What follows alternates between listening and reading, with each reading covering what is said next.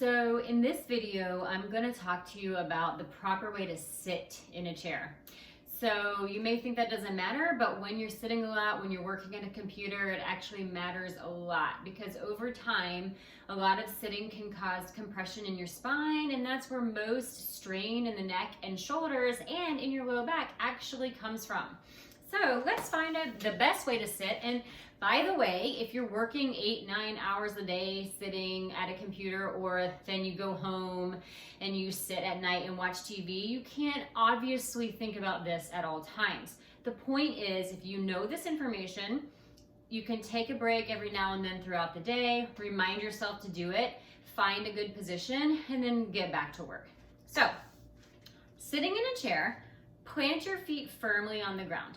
If you have a chair where you can't reach the ground with your feet, grab something to put your feet on top of. A couple of books, a block, anything will do.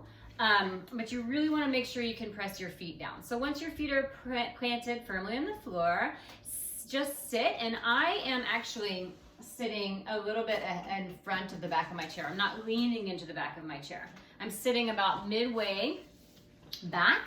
And then place your hands on your hip points. You should feel those on the front there.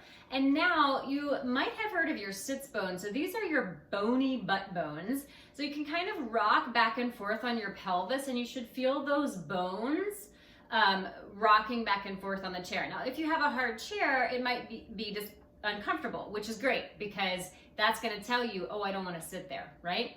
So the way the pelvis works is you have these pelvic bones here, you have the sacrum, which is the bottom of your spine, the fused vertebrae at the bottom of your spine, and then the tailbone at the very tail end.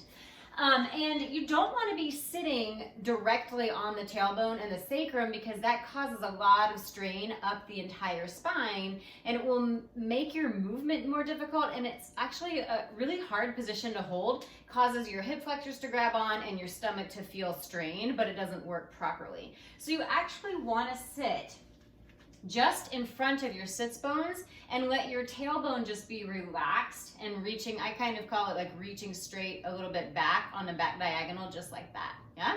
So if I'm sitting in this position with my feet on the floor, I've got my sits bones, I plant them firmly, I rock back and forth in my pelvis, and then I find that position just in front of my sits bones. And then from here, just take some deep breaths all the way down into the belly, into the bottom of the spine. And then as you exhale, you want to feel the deep abdominals wrapping around your spine, wrapping from the from the back to the front.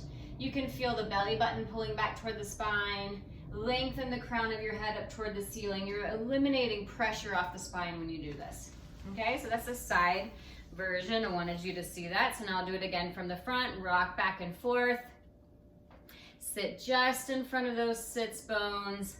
Inhale deeply, and then exhale, pulling the belly button back toward the spine.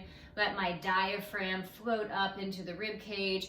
Feel the crown of my head reaching up toward the ceiling. And here, I'm in a great position. My posture is good. I've alleviated any pressure from my spine. I'm not compressing. I'm actively using my abdominals a little bit. And if I can hang out in this position for 8 hours, I'm doing myself a lot of favors.